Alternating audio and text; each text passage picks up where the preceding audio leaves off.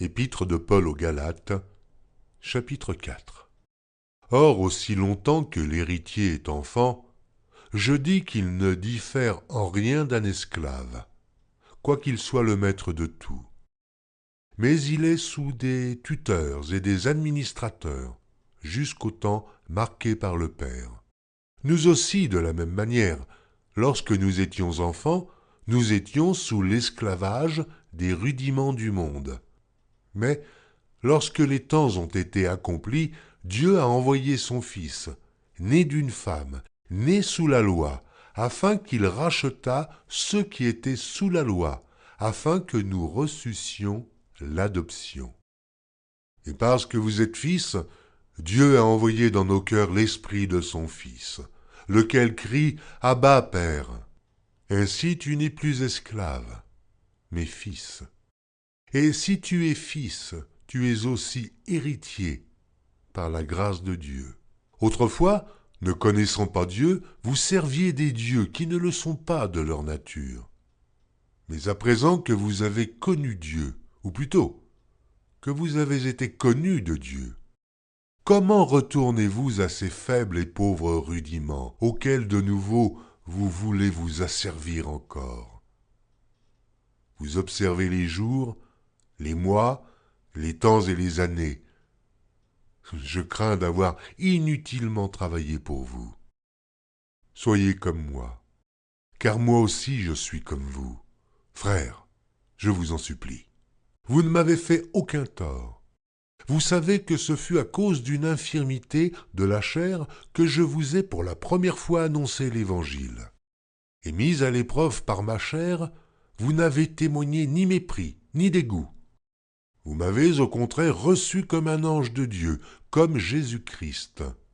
Où donc est l'expression de votre bonheur? Car je vous atteste que, si cela eût été possible, vous vous seriez arraché les yeux pour me les donner. Suis-je devenu votre ennemi en vous disant la vérité? Le zèle qu'ils ont pour vous n'est pas pur. Mais ils veulent vous détacher de nous afin que vous soyez zélés pour eux. Il est beau d'avoir du zèle, pour ce qui est bien et en tout temps, et non pas seulement quand je suis présent parmi vous.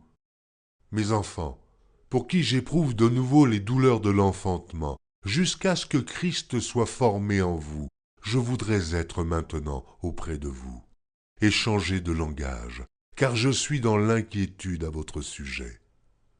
Dites-moi, vous qui voulez être sous la loi, n'entendez-vous point la loi? Car il est écrit qu'Abraham eut deux fils, un de la femme esclave et un de la femme libre. Mais celui de l'esclave naquit selon la chair, et celui de la femme libre naquit en vertu de la promesse. Ces choses sont allégoriques, car ces femmes sont deux alliances. L'une du mont Sinaï, enfantant pour la servitude, c'est Agar, car Agar, c'est le mont Sinaï en Arabie. Et elle correspond à la Jérusalem actuelle, qui est dans la servitude avec ses enfants. Mais la Jérusalem d'en haut est libre, c'est notre mère. Car il est écrit, « Réjouis-toi, stérile, toi qui n'enfantes point, éclate et pousse des cris, toi qui n'as pas éprouvé les douleurs de l'enfantement, car les enfants de la délaissée seront plus nombreux que les enfants de celle qui était mariée. Pour vous, frères, comme Isaac, vous êtes enfants de la promesse, et de même qu'alors celui qui était né selon la chair persécutait celui qui était né selon l'esprit, ainsi en est-il encore maintenant. Mais que dit l'Écriture? Chasse l'esclave et son fils, car le fils de l'esclave n'héritera pas avec le fils de la femme libre. C'est pourquoi, frères, nous ne sommes pas enfants de l'esclave, mais de la femme libre.